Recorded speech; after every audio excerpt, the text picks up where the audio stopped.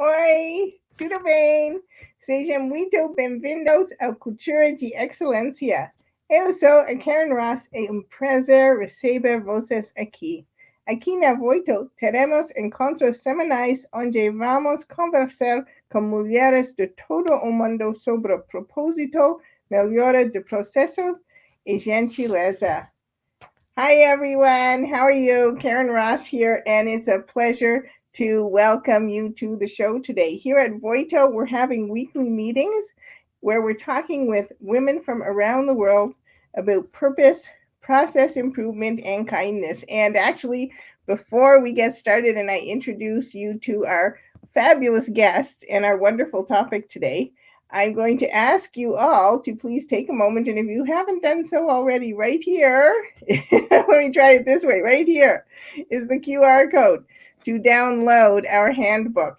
And in the handbook, you're going to find all kinds of information for all of the episodes, all the wonderful insights. So just take a moment, download the handbook, and now we're ready to get started. So it's going to be a super fabulous episode today because, first of all, we're going to talk about a subject that all of you know is unbelievably important to me, and that's kindness.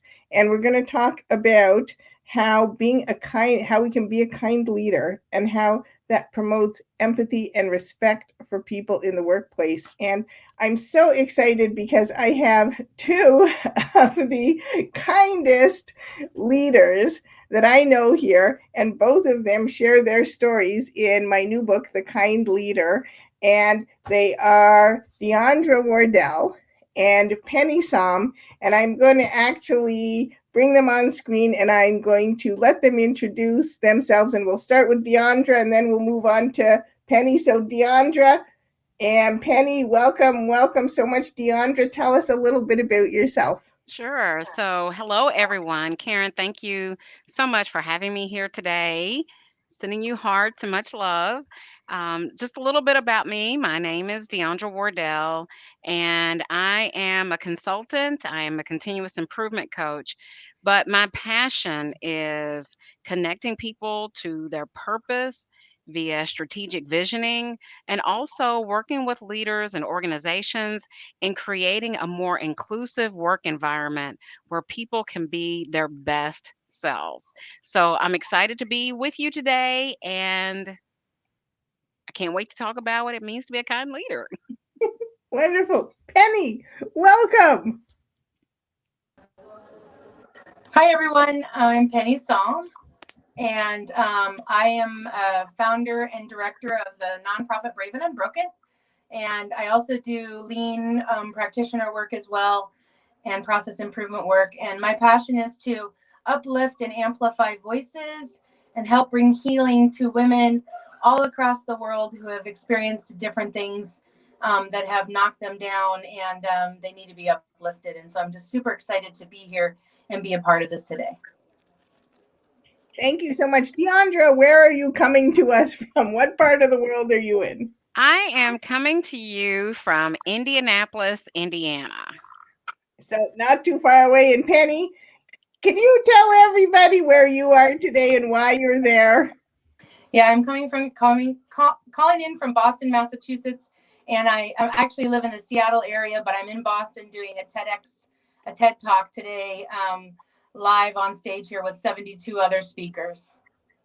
So, that's totally cool. We have you here for Cultura de Excelencia, just your TED Talk. So, what could be better? So, I'm going to get started with our questions, and some I'm going to ask for both of you, and some I'm just going to ask for one, and we're going to have a fabulous discussion. So, Deondra, I'm going to start with you. Can you tell us what does kindness have to do with leadership?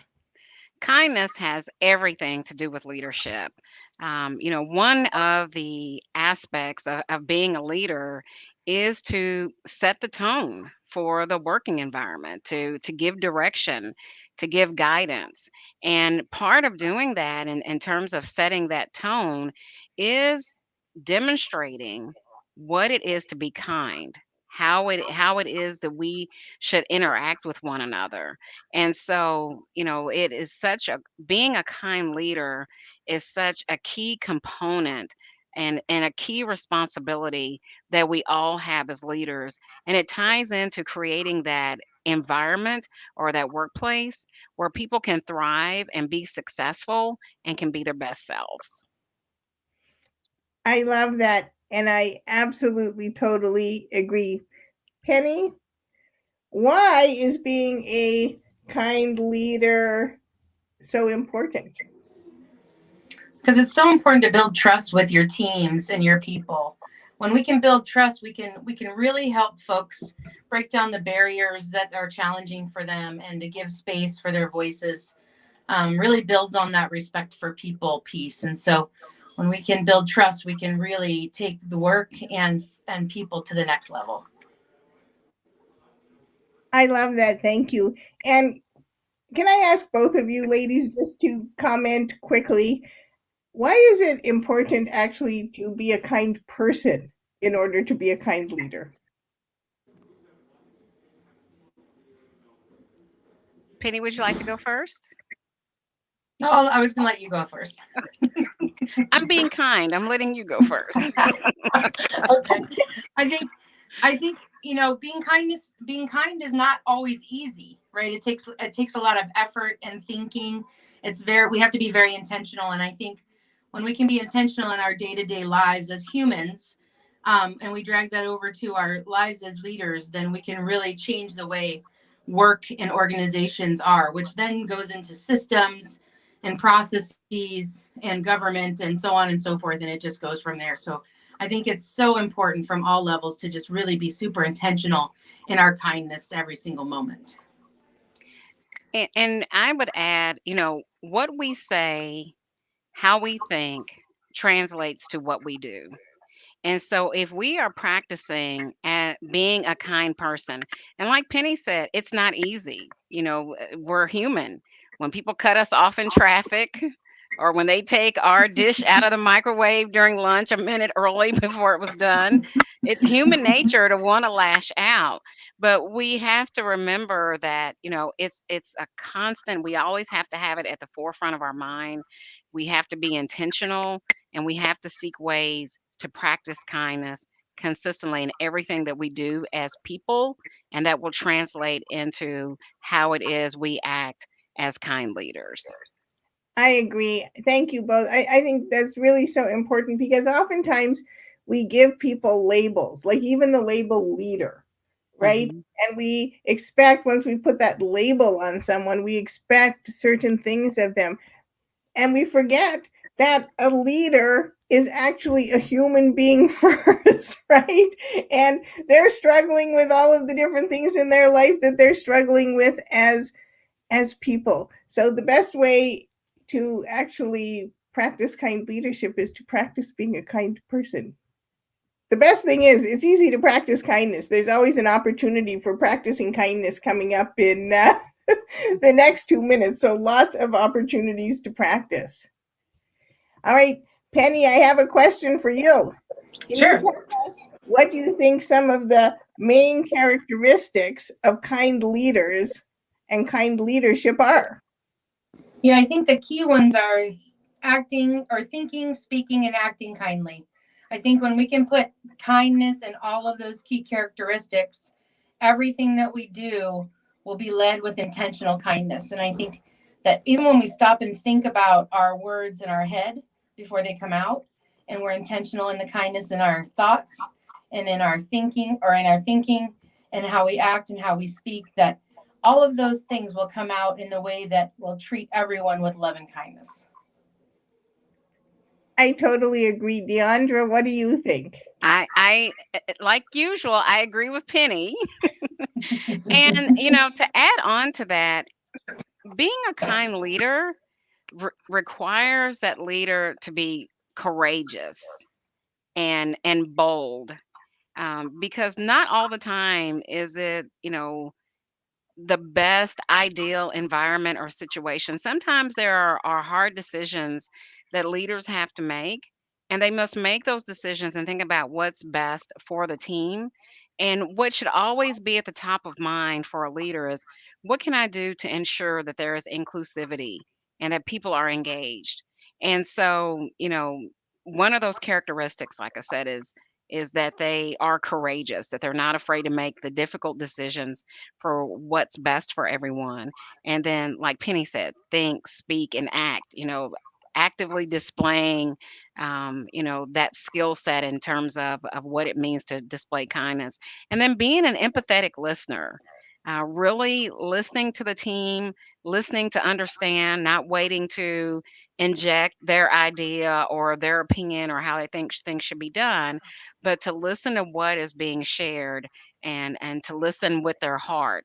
And that too guides and ties back into the thinking, the speaking, and the acting. I'm in total agreement with everything you're saying. And it's so important because oftentimes people don't think kindness and leadership go together. And I think for one of the reasons, that Deondra mentioned is that they think, oh, kindness is weakness, and that I'm not going to be able to have a difficult conversation if I'm kind. I'm not going to be able to, people are going to walk all over me. They're going to think I'm weak. But the truth is, it takes a lot more courage and strength to act with kindness, to tell people in a kind way when things aren't working, to give bad news in a way that actually doesn't blame someone, right? That there are many complex and complicated things going on, and that kind leadership takes courage and it takes strength. I agree. So, Penny, what do you see as the impact of being a kind leader in an organization that's actually working on process improvement? How do those two things go together? Well, I know the key in my organization is relationship building. Again, back to that trust, that the kind leadership really is understanding people, what their experiences are, and where they're coming from. And until you can have that figured out, and with kindness, there's going to be a really uphill battle trying to improve anything. Because people, fear is a real thing for folks, and it's really important that there's trust there. So that is a key for my experience. I agree. And so often, especially when we're talking about, process improvement, and that's often tied to people's fear of, okay, if we improve this process, I'm not going to have a job, right? I could improve myself right out of a job where people might come and they might look at me and they might think, oh, why is Karen doing the process that way? That's so terrible. Like, hasn't anybody noticed that she doesn't know how to do her job in a good way? So you're right. I think that's so important, because if the opposite of fear is really trust, and then comes from kindness. Deondra, what do you think? How does kind leadership affect our process improvement work? Oh, it affects it in such a magnificent way. Something that we've talked about is it's fear. And a fear around continuous improvement may be connected to, well, if we improve the process, how does this affect my job? Could I improve myself out of a job?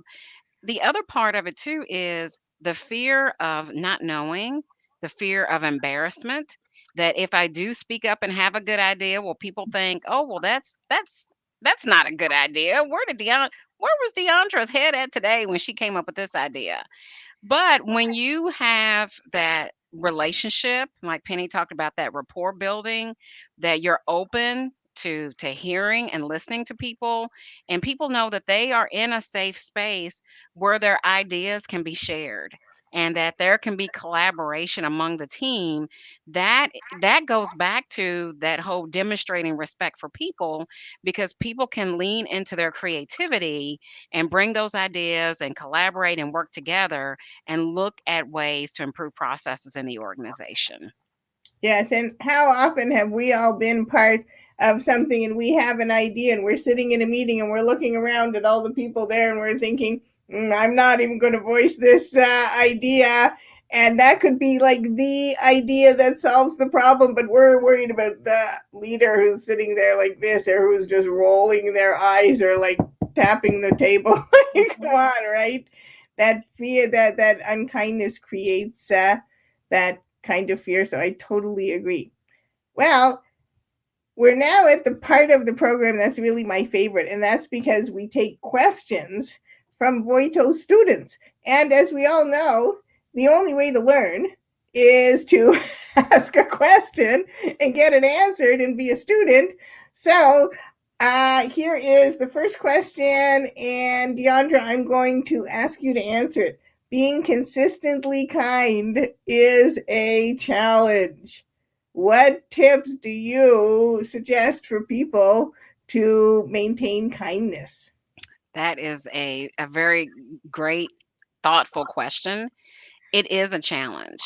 And because it requires patience and it requires careful consideration, it's always great to take a pause, to give yourself time to gather yourself, whether that is responding to a question, you know, face to face, or responding to an email, or, getting some feedback that you didn't expect.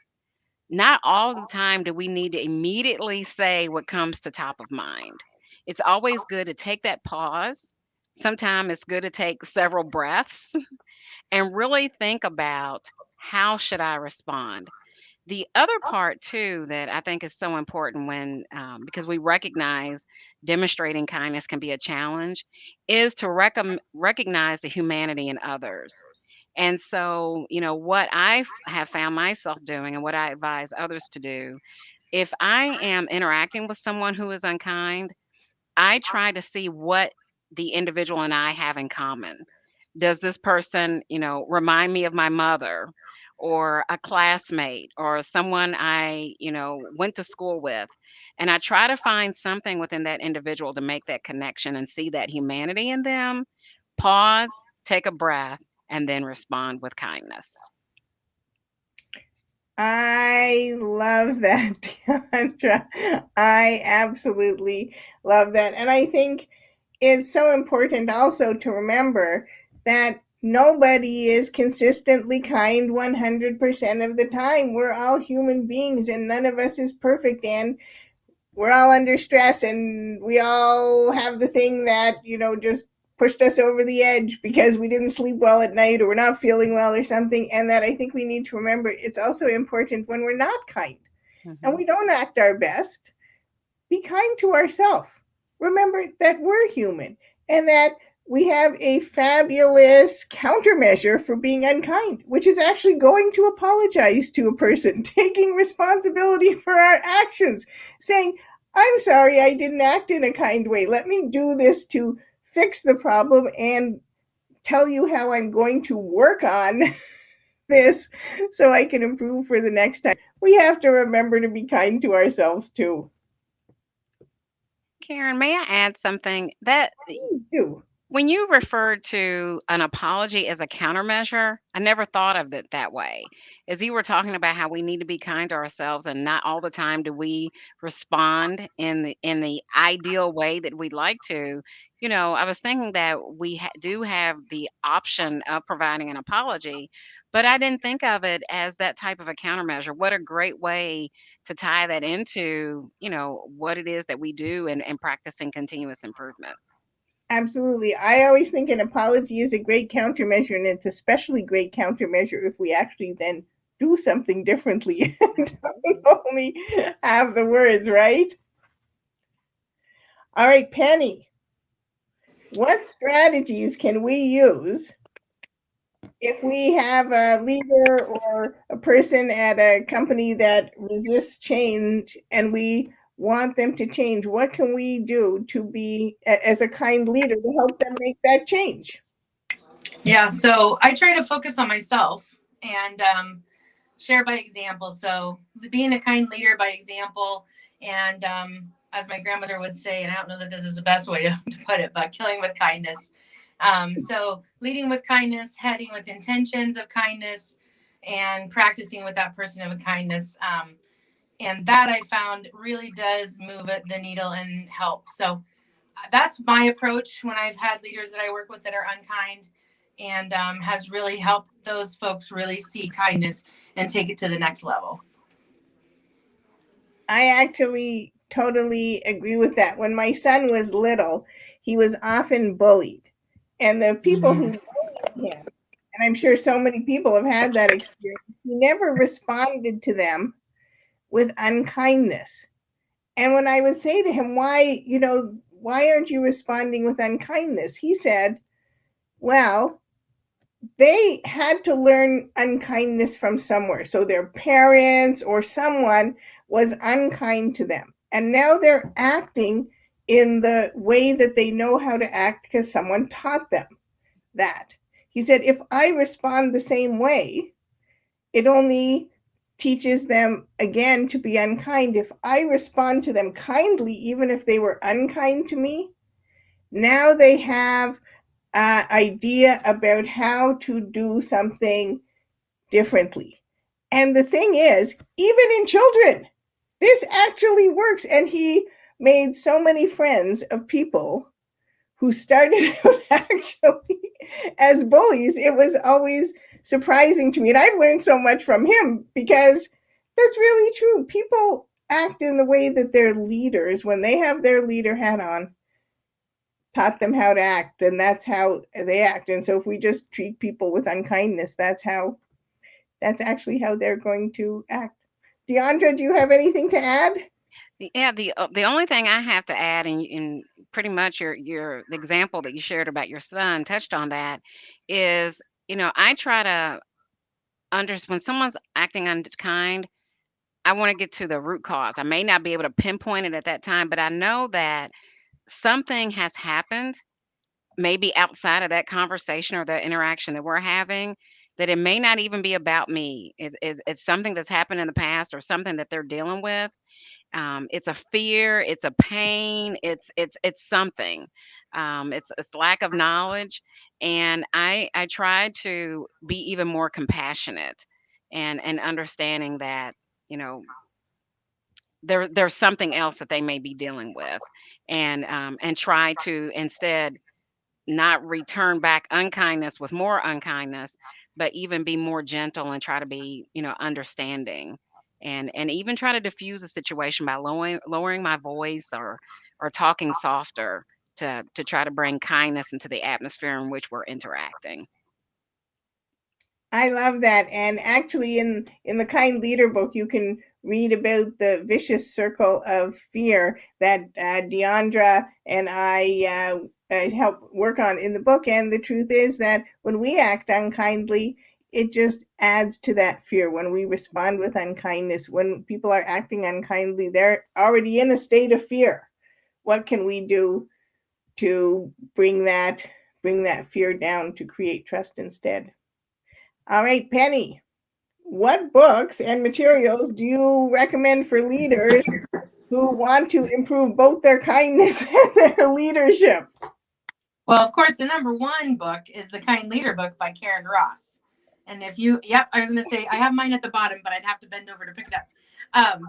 But yes, so that's the number one. And then I also really like Katie Anderson's Learning to Lead, Leading to Learn. I might get that backwards, but that's also another good one. But Karen, yours is a practical guide to kind leadership. And I think there's some really awesome tips in there, as well as how to really put your boots to the ground and really try it. And I think that's what I love about it the most, versus just a book that you read. It really gives you application. And that is huge when it comes to leaders trying to figure out how to practice what they're learning. So thank you for that, Karen. But that is my number one pick. Well, thank you. And Katie Anderson was actually on Cultura de Excelencia. She was the first guest talking about purpose. So it's perfect that you recommended her book as well. Deondra, what do you think? Well, Penny took two of my recommendations. Of course, what better book out there to talk about kind leadership other than The Kind Leader, authored by the Queen of Kindness herself? That's what my friends call you, Karen Ross. Also, I agree. I think Katie Anderson's book is great. I don't want to mess up anything, but it's on my shelf back here. So her book as well.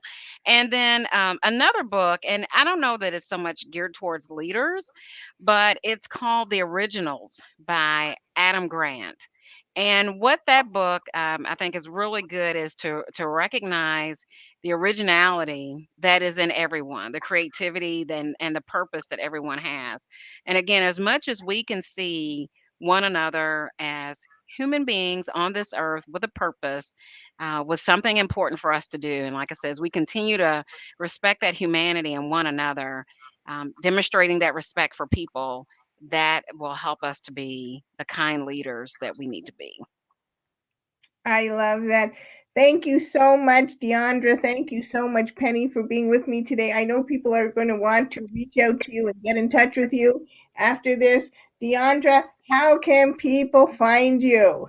Well, one of the best ways to find me is you can connect with me on LinkedIn, my name, Deondra Wardelle, or my website, deondrawardelle.com. Cool. And Pennie, how can people find and connect with you? Same thing, Pennie Saum on LinkedIn, and that's Pennie IE, or penniesaum.com. Either way, you can get a hold of me as well. Wonderful. Thank you again so much for sharing your experiences, sharing your wisdom. Pennie, we're so excited about your TED Talk. I can't wait for everybody to read your stories in The Kind Leader, because now they've met you and they can read more about you in The Kind Leader. So thank you again for being our guest here at Cultura de Excelencia today. Thank you, Karen, so much for inviting me. All right, before we end this episode, we are going to take a look at our insights, and there's quite a few of them. So insight number 1, being kind is the key to being a great leader. A kind leader eliminates and reduces fear and creates trust. Insight number 2, to be a kind leader, it's important to build that trust. You have to do that by listening to your team, by being with them. Insight number 3, being a kind leader is necessary. It's necessary to be brave and courageous, because you're going to have to make difficult decisions for the team, for the organization, and you're going to have to communicate those. So being a kind leader isn't being weak. It actually takes a lot more strength and courage. Insight number 4, when you have an open relationship with people, ideas can be shared, and people are only going to share their ideas if they aren't in fear of someone laughing at them or ridiculing them. So to have a collaborative and creative environment, you need kind leadership. Insight number 5, it's always important to pause. For example, when giving feedback or answering questions, take a breath, pause, think, is my answer going to be kind? Are the words I'm going to use kind? Are the actions I'm going to take kind? Oftentimes we hear things that make us upset. Of course, we're people, they make us feel emotional. But we need to take that moment to process and actually make sure we're responding in a kind way. And insight number 6, if you want to have a kinder team at work, if you want to have a kinder organization, if you want to have a kinder world, then the best way to start is to work on yourself and be an example of kind leadership. That's it for the insights for today. And actually, that's it for our episode, this week's episode of Cultura de Excelencia. Thank you for joining me and Deondra Wardelle and Pennie Saum today. I'm looking forward to seeing everyone next week, when we're going to talk about creativity and professionals implementing lean in creative businesses and processes. Until then, I hope you have a fabulous week filled with purpose, process improvement, and kindness. Bem, pessoal, esse foi o 12º episódio do Cultura de Excelência. Muito obrigado, sejam a mim e a Pennie Saum e Deondra Wardelle hoje. Espero todos vocês na semana que vem, onde vamos falar sobre como os profissionais criativos conduzem a implementação do Lean, com mais uma mulher incrível no Lean. Até lá, espero que você tenha uma semana fabulosa e cheia de propósitos, melhoria de processo e gentileza. Ciao, ciao, everyone!